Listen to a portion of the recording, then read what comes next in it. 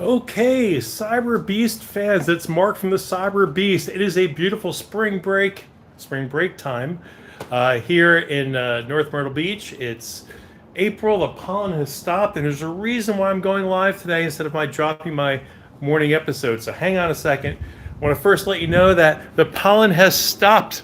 Okay, we're getting the house pressure washed, and the truck will be looking good from now on. No more green pollen outside. Now, aside from this beautiful weather and the boats on the water, I'm here for a live drop. Couple reasons. Number one, we just recorded a great episode, Denali EV versus Cybertruck. Okay, we have an international guest from Canada. It's going to drop on Monday morning. It's a really awesome episode. Some just raw facts: Cybertruck versus Denali. What's the difference of these two? Two heavy hitters going to go at it. Okay, that episode we just finished taping. I edited it. It's being uploaded as we speak, and it will be a hit on Monday. So wait for that one. Now, the other reasons why I'm live is reasons 2 and reasons 3. Reason 2, we are now live. Tesla is now live sales with Saudi Arabia. So now they're selling in the Middle East, and they're going to sell like gangbusters. Even though they have a ton of oil there, they love their Tesla EVs. They love Elon's technology. They love the self-driving. They're getting Cybertrucks, okay? So now, if you're a TSLA, a Tesla stockholder, you're going to be able to see, hopefully, some upgraded sales because these guys have the money to spend. I mean, I'm sure Model S and Model X cars can be flying off the shelves there. So, and probably Cybertrucks too. So I think you're going to see some pop in the Tesla stock. Today we had some nice activity after the good news on the tariffs being held back a bit. But reason number 3, you probably heard the news on X today. And it's a mixed review of good and bad. It is a third version of Cybertruck just got released. It's a $69,000 version.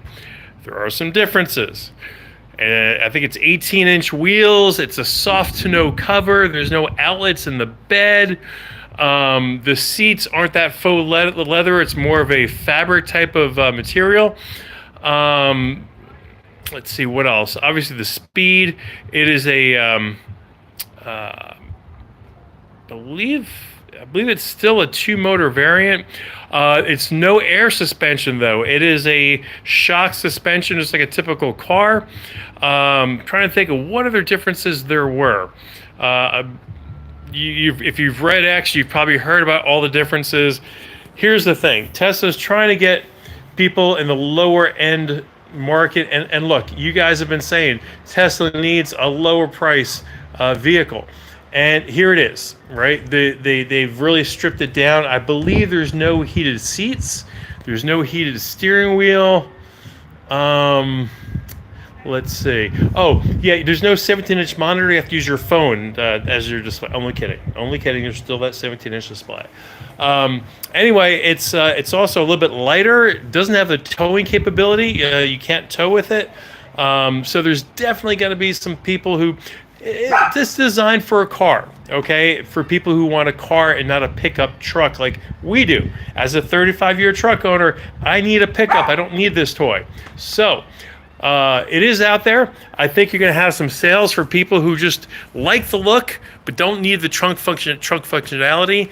And I do think, though, you guys have some people who wish that was an option early on because they're buying it for aesthetics. They're not buying it because it's a truck. And that's fine too, but it's interesting Tesla waited until now to come out with it.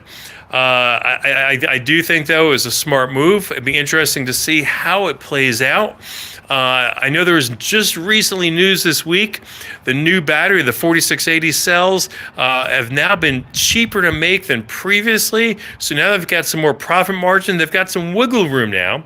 So rather than lowering price, they can actually add features and other things like that. So, you just have to look at the business model of Tesla. They have to be profitable. And, they're usually operating at almost a 30% margin on these vehicles.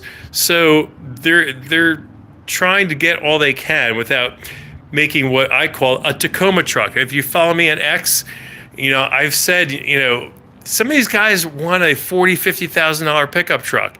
And I totally remember when Elon dropped the whole Cybertruck thing, they said there's going to be a one-motor version for $39,900. Well, look, you had 4 years of Biden. Inflation went up because of him. If you factor in the inflation rates, that's most of it. But honestly, a one-motor truck, we don't need a Tacoma. This is a Tundra. If you're familiar with Toyotas, okay, Tundra is the big full-size truck. Tacoma is like the little toy. I'm going to call it a truck. You can't tow anything with a Tacoma.